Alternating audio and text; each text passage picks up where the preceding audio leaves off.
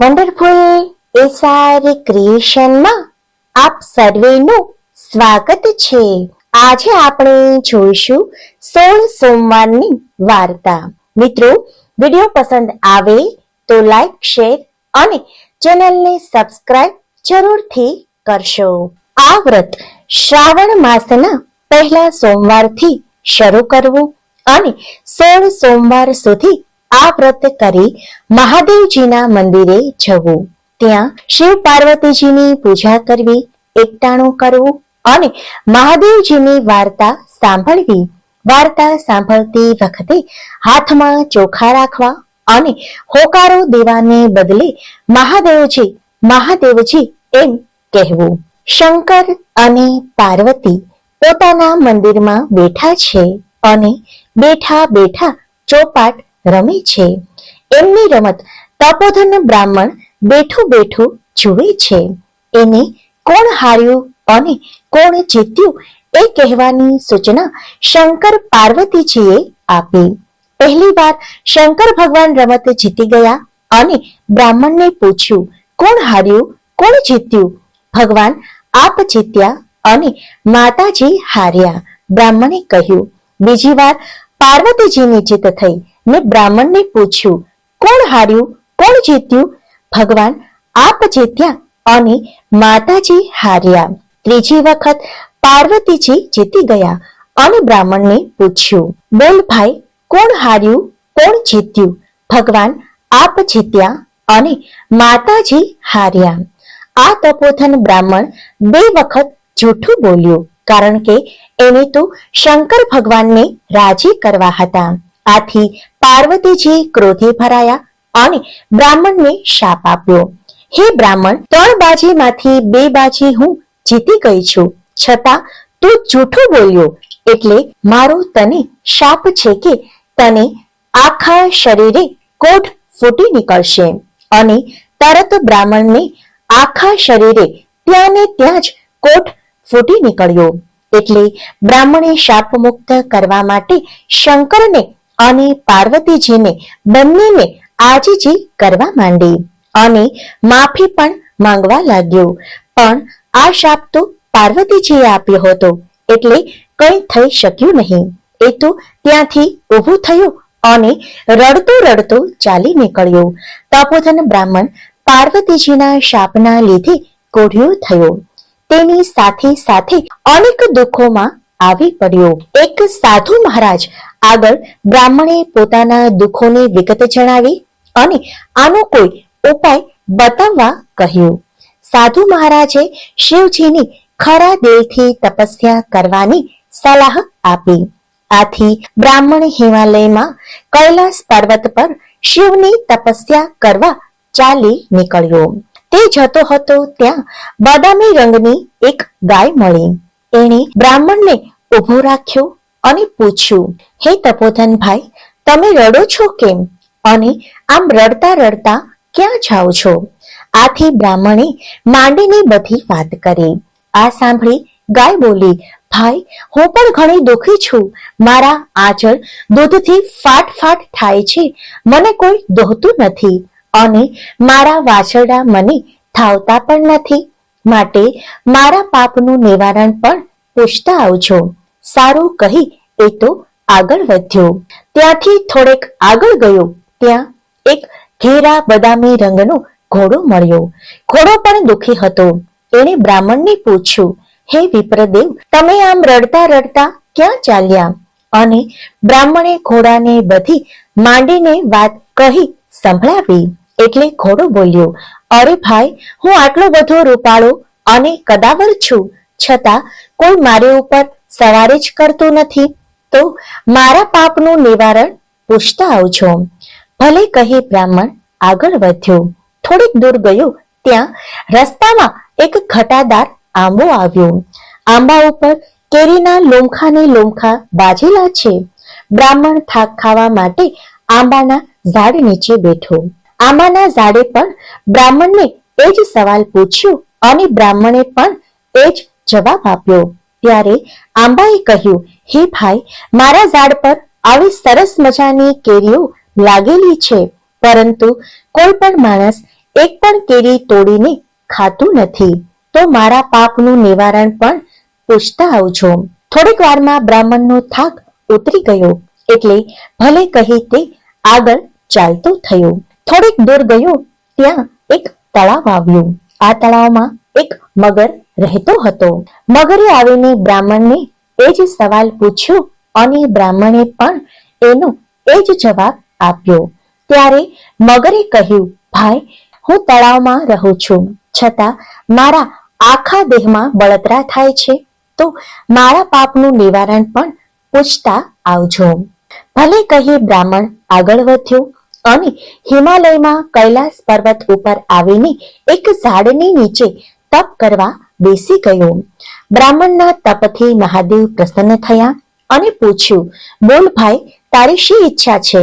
ભગવાન, મને માતાજીના શાપમાંથી ઉગારું અને મારો કોઢ મટાડી દો. ભાઈ, આને માટે એક જ રસ્તો છે અને તે એ કે જો તું 16 સોમવારનું વ્રત કરે તો તારો કોઢ મટી જાય. ભગવાન, મારા વ્રત કેવી રીતે કરવું? જો સાંભળ. આ વ્રતની શરૂઆત શ્રાવણ માસના પહેલા સોમવારથી થાય છે અને 16 સોમવાર સુધી કરવામાં આવે છે. દર સોમવારે સવારમાં વહેલા ઉઠી નાહી ધોઈ 4 દોરાને ભેગા કરીને થોડા થોડા અંતરે એક એક કરીને 4 ગાંઠ વાળવાની હોય છે. ત્યાર પછી એ દોરો ગળામાં પહેરી લેવાનો હોય છે. પછી મહાદેવજીના દર્શન કરવાના. દર સોમવારે એકટાણું કરવાનું. આમ શ્રાવણ, ભાદરવો, આસો અને કારતક માસનો છેલ્લો સોમવાર આવે તે 16મો સોમવાર થાય ત્યાં સુધી સોમવાર કરવાના. 16મા સોમવારની દિવસે 4.5 શેર ઘઉંના લોટના લાડવા બનાવવાના. એમાં 1.25 શેર ઘી અને 1.25 શેર ગોળ નાખવાનો.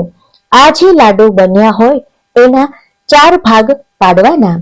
આ 4 ભાગમાંથી એક ભાગના લાડુ મંદિરના પૂજારીને આપજે, બીજો ભાગ રમતા બાળકોને આપજે, ત્રીજો ભાગ ગાયોના ગોવાળને આપજે અને ચોથા ભાગનું લાડુ ભાંગીને એક ભાગ વ્રત કરનારે લેવાનો.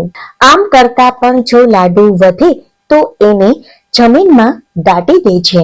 આવી રીતે વ્રતનું ઉજવણું કરવાનું. આ વ્રત જો સાચા દિલથી શ્રદ્ધા રાખીને કરીશ તો જરૂર તને વ્રત ફળશે ને તારી કાયા કંચન જેવી થઈ જશે. આ કોઢિયો તપોધન બ્રાહ્મણ તો શંકર ભગવાનને પગે લાગ્યો. પછી તેણે ગાયના પાપના નિવારણની વાત કરી. ત્યારે શંકર ભગવાને જવાબ આપ્યો, ભાઈ, એ ગાય આગલા ભાવમાં એક સ્ત્રી હતી. એ સ્ત્રી ભારે ક્રોધી હતી અને ધાવતા બાળકોને પણ જુદા પાડતી હતી. આ પાપનું ફળ અત્યારે એ ભોગવી રહી છે. આ પાપનું નિવારણ એ છે કે તું એના આંચળમાંથી દૂધ દોહીને મારો અભિષેક કરે તો એની બધી તકલીફ દૂર થઈ જશે. પછી બ્રાહ્મણે ઘોડાના દુઃખનું નિવારણ પૂછ્યું. ત્યારે શંકર ભગવાને જવાબ આપ્યો, આ ઘોડો આગલા જન્મમાં એક વાણિયો વેપારી હતો. તે ખોટા કાટલા રાખીને લોકોને છેતરતો હતો અને લોકોને પૈસા ધીરીને બેવડા પૈસા લેતો. જો તું એની ઉપર ઘોડી સવારી કરે તો એની બધી જ તકલીફ દૂર થઈ જશે. પછી બ્રાહ્મણે આંબાની તકલીફ પૂછી. ત્યારે શંકર ભગવાને કહ્યું, ગયા જન્મમાં એ ખૂબ લોભિયો હતો. એ ખૂબ જ લોભ કરતો હતો અને કોઈ જાતનું દાન પુણ્ય કરતો જ નહીં. એ આંબાની નીચે ધનના ચરુઓ દાટેલા છે. જો તું એ કાઢીને એ ધન સત્કાર્યમાં વાપરીશ તો તેની બધી જ મુશ્કેલીઓ દૂર થઈ જશે. આ પછી બ્રાહ્મણે મગરની તકલીફ બાબત પૂછી જોયું. ત્યારે શંકર ભગવાને જવાબ આપ્યો કે ગયા જન્મમાં એ મગર એક મોટો પંડિત હતો. એ કોઈને શાસ્ત્ર વિદ્યા શીખવાડતો જ નહીં. આથી એ મગર બનીને પીડા ભોગવી રહ્યો છે. જો તું મારા ઉપર ચડેલું બીલીપત્ર એની આંખે અડાડીશ તો એની બળતરા દૂર થઈ જશે. આ બધાની બાબતો તપોધન બ્રાહ્મણે જાણી લીધી. એણે શંકર ભગવાનને નમન કર્યા.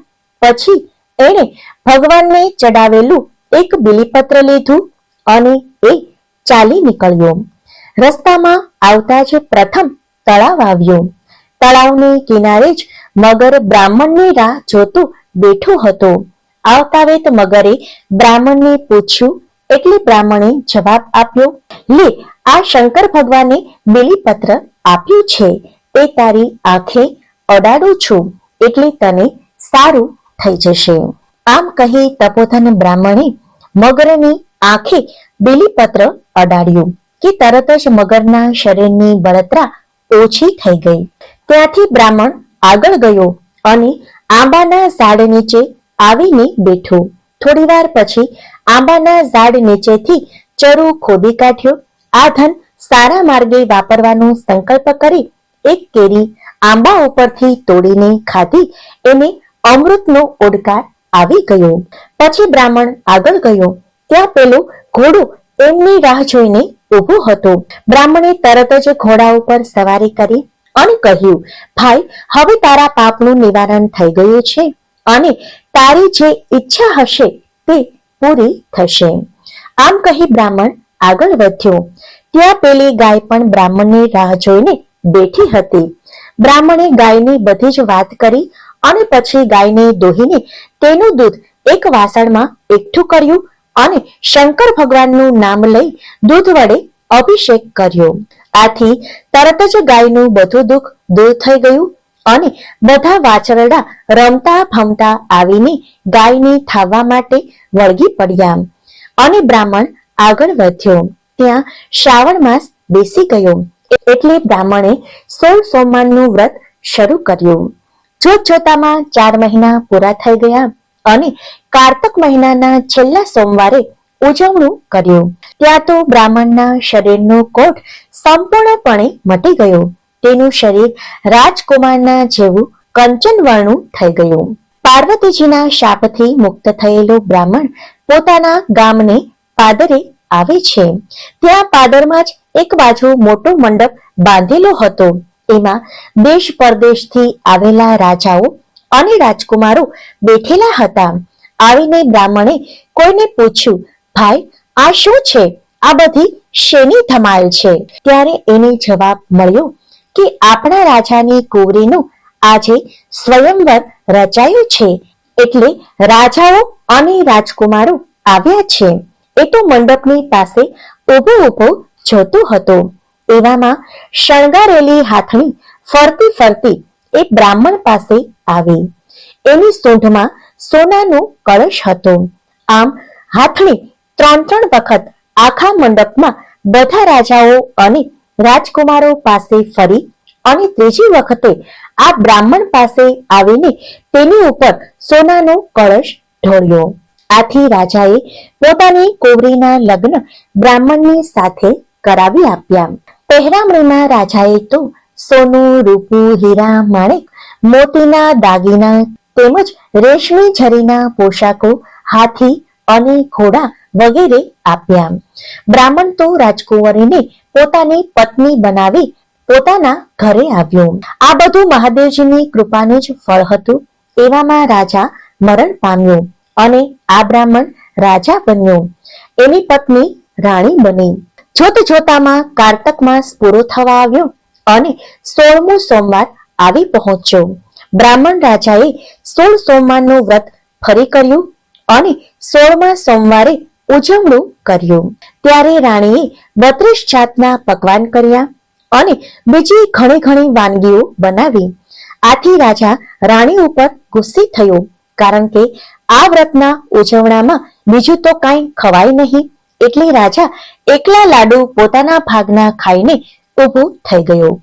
એ જ રાતે મહાદેવજી રાજાના સ્વપ્નમાં આવ્યા અને રાજાને કહ્યું, હે રાજા, તારી રાણીએ તારા વ્રતમાં ભંગ પાડવાનો પ્રયત્ન કર્યો છે, માટે તું એને એક વખત દેશવટો આપી દે, એટલે એનું બધું જ અભિમાન ઉતરી જશે.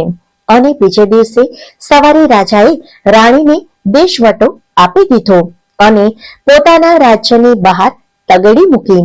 રાણી તો ચોધા રાસોએ રડતી હતી. રડતી રડતી એક ગામની પાદર જઈ પહોંચી. ત્યાં આગળ એક ઝૂંપડીમાં એક ડોશી રેટીઓ કાતતી હતી.